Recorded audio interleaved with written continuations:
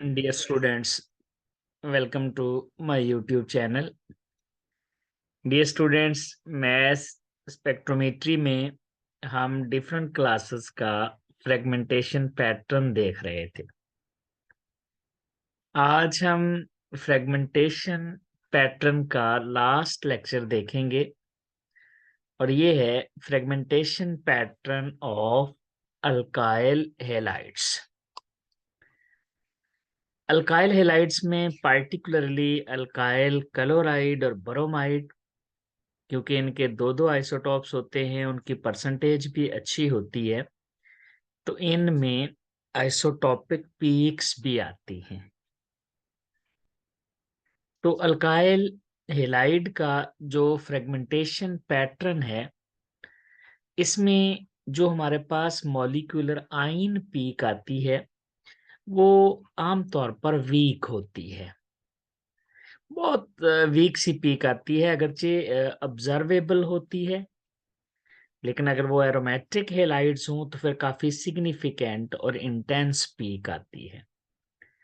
बाद दफा alkyl halides में ये पीक बिल्कुल वीक या बाद दफा एब्सेंट भी हो सकती है।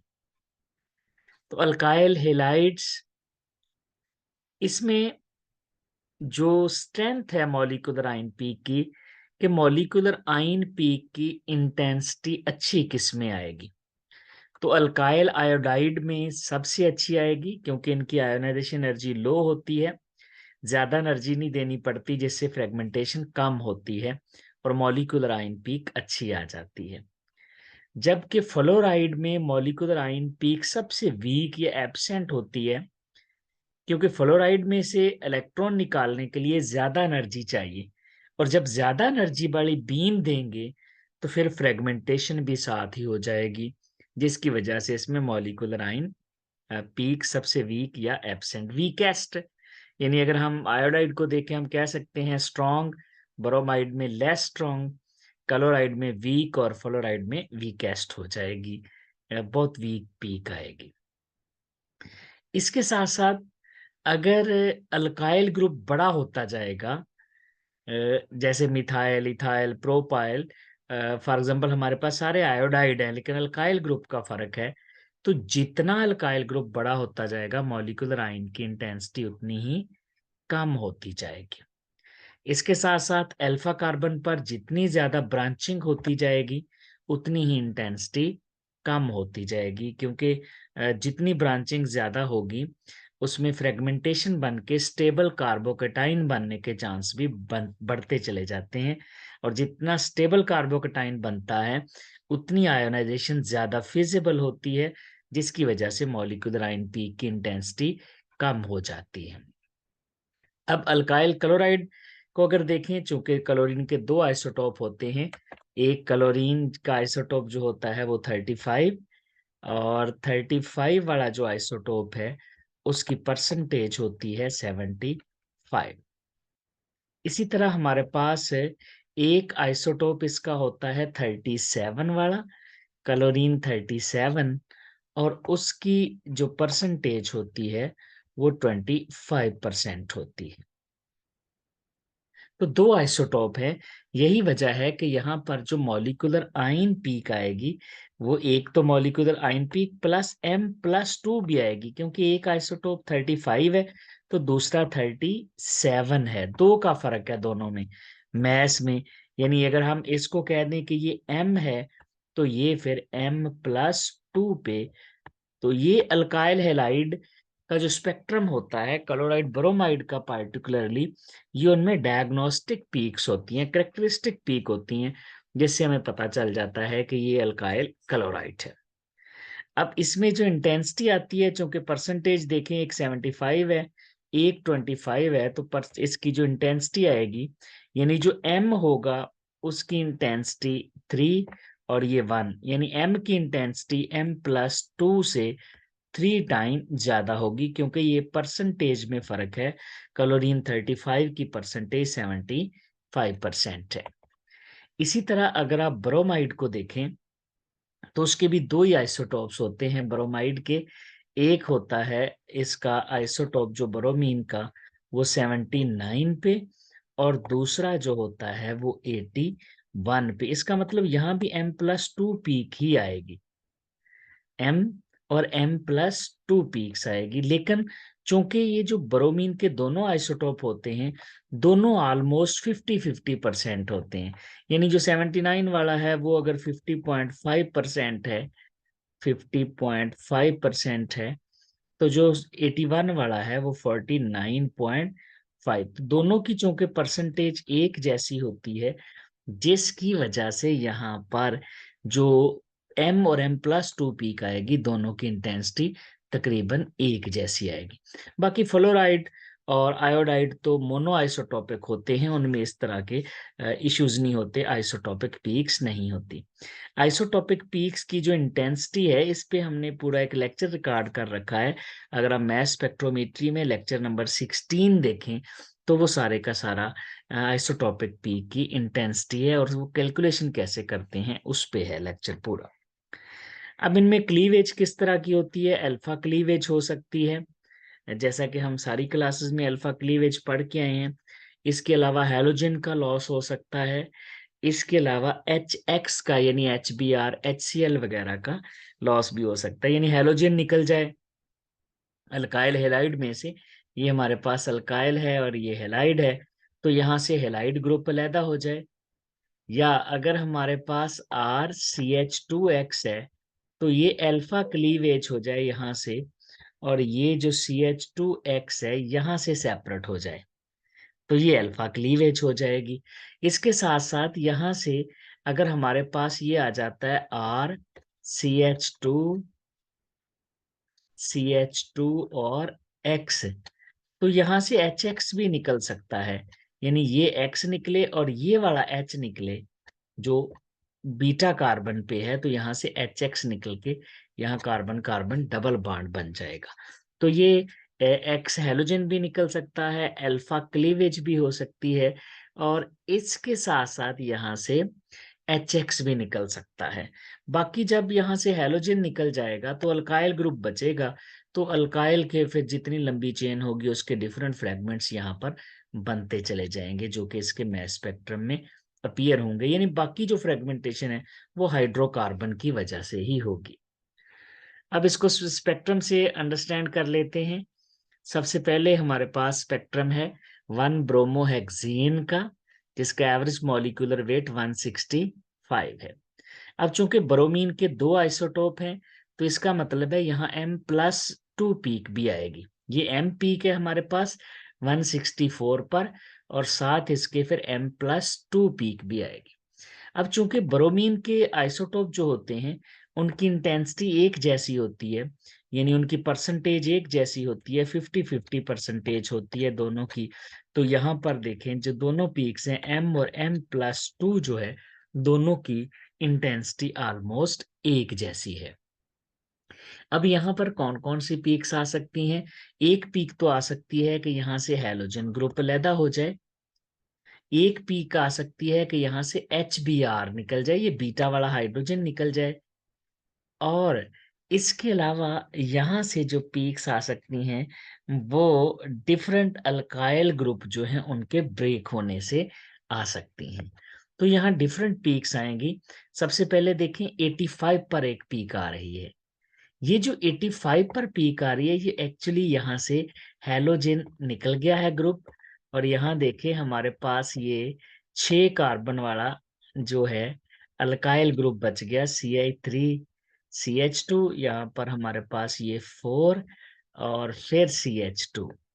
तो ये हमारे पास अल्काइल ग्रुप बचेगा हेक्साइल। और ये जो हेक्साइल है इसकी मैस टू चार्ज वैल्यू 85 है। तो ये एक पीक यहाँ पर आ गई है 85 पर, जब यहाँ से हैलोजन निकलेगा। ये एक तरह की क्लीवेज होती है अल्काइल हेलाइड में।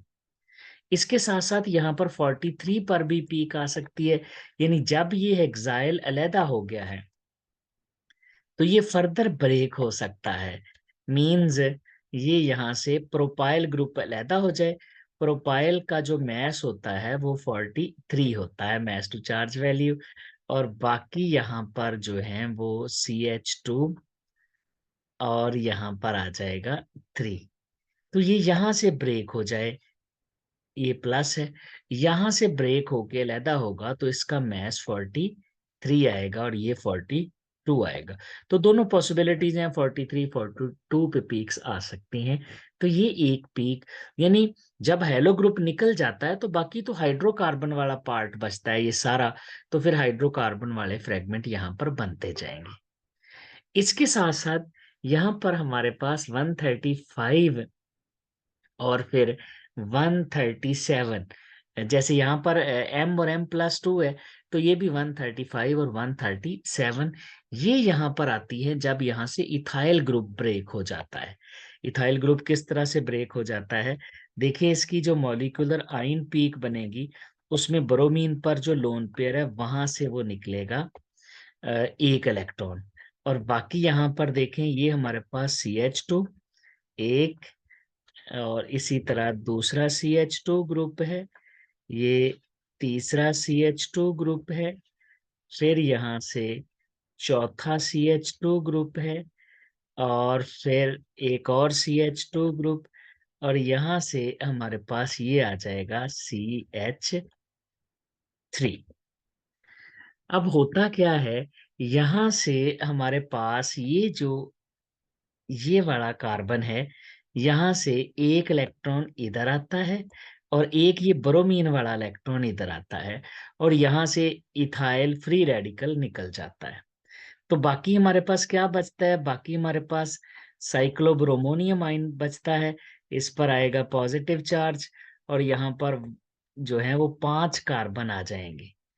ये इस तरह से हमारे पास ये साइक्लोब्रोमोनियम आयन बन जाएगा, और इसकी पीक आएगी, यानी साइक्लोब्रोमोनियम इथाइल ग्रुप अगर 164 में से निकलेगा तो 135, और m+2 में से अगर यही वाला मॉलिक्यूल बनता है तो 137।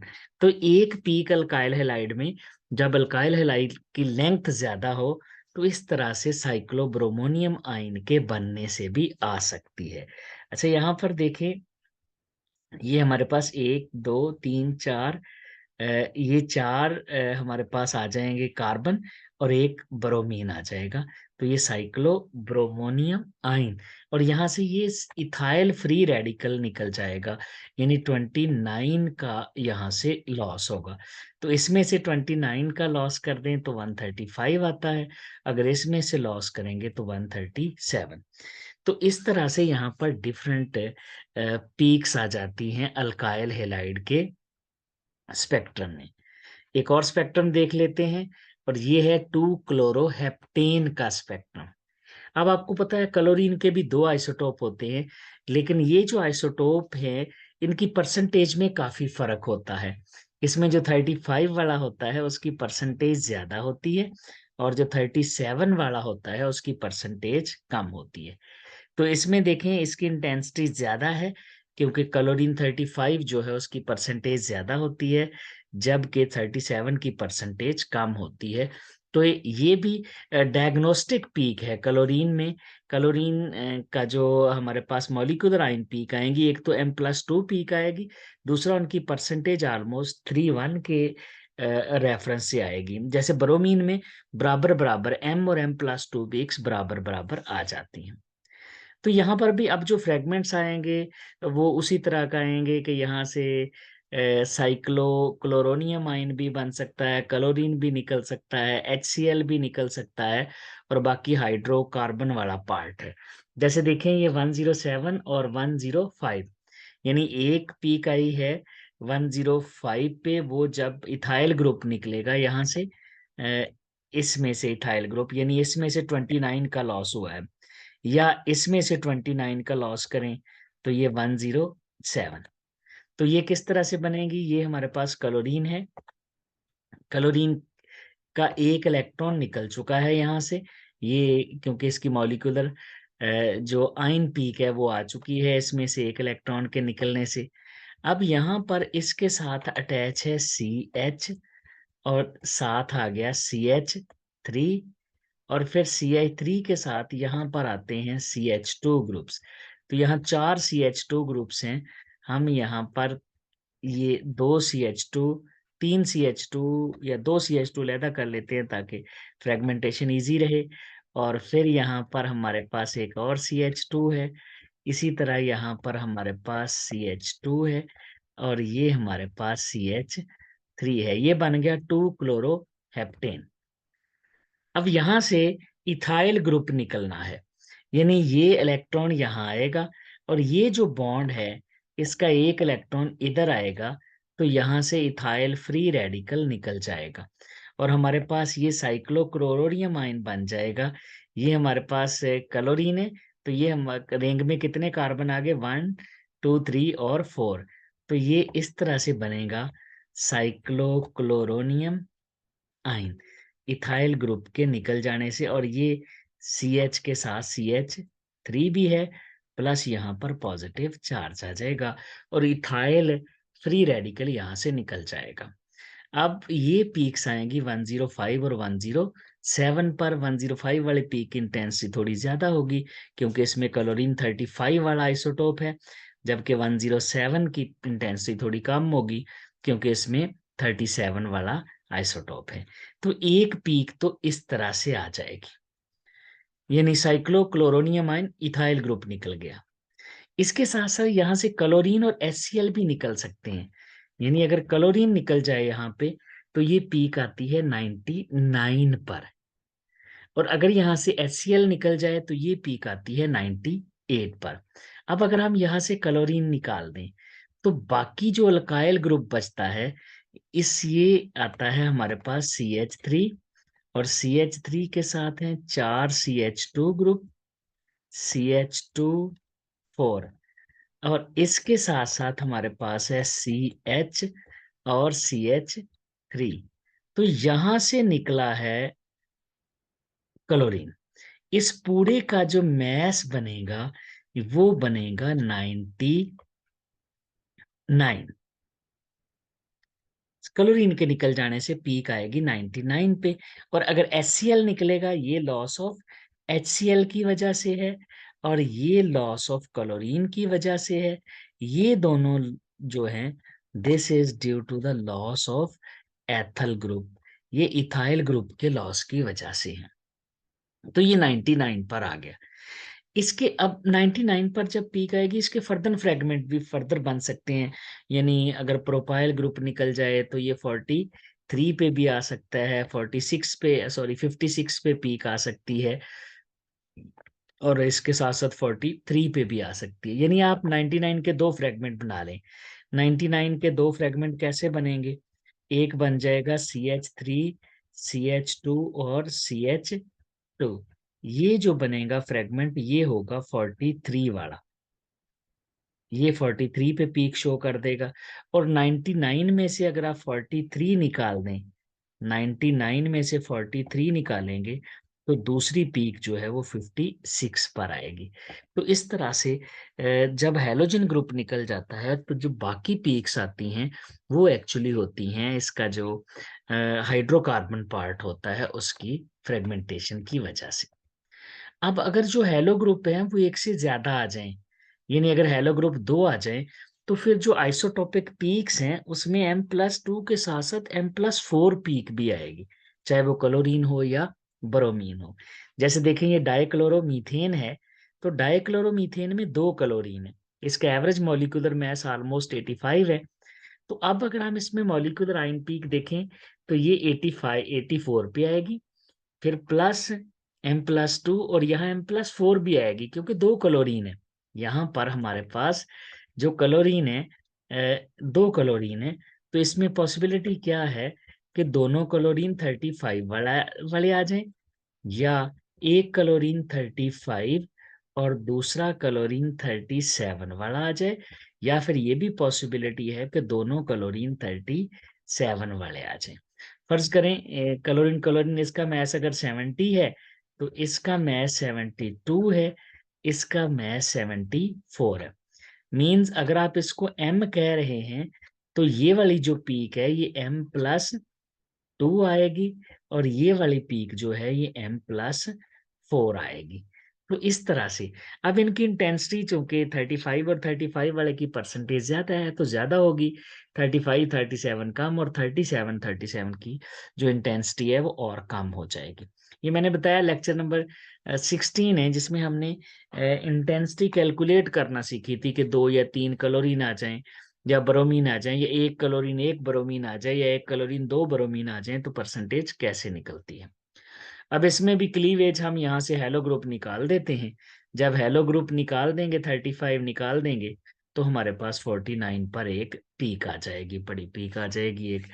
तो ये इस तरह से हमें जो हेलोजेन्स हैं, जो अल्काइल हैलाइड्स हैं, उसमें हमें डायग्नोस्टिक पीक्स, जो आइसोटोपिक पीक्स से आइडिया हो जाता है कि ये क्लोरीन है या ब्रोमीन है। यानी क्लोरीन में तो मॉलिक्यूलर आयन पीक इंटेंसिटी में फर्क आएगा, ब्रोमीन में बराबर बराबर आएंगी, लेकिन आएंगी M+2। अगर हेलोजन क्लोरीन या ब्रोमीन दो दो हैं तो M+4 पीक भी यहाँ पर, यानी M+2 और M+4 पीक भी यहाँ पर फिर आएगी। तो इस तरह से अल्काइल हैलाइड में डिफरेंट फ्रैगमेंट्स, यानी अल्फा क्लीवेज हो सकती है, एक हैलोजन निकल सकता है, दो HCl निकल सकता है, तीन, और बाकी साइक्लो क्लोरोनियम या ब्रोमोनियम आयन बन सकता है, और फाइनली जो हाइड्रोकार्बन वाला पार्ट होगा उसके डिफरेंट फ्रैगमेंट बन सकते हैं। ये था डियर स्टूडेंट्स हमारा लास्ट लेक्चर फ्रैगमेंटेशन पैटर्न पे। Thank you very much.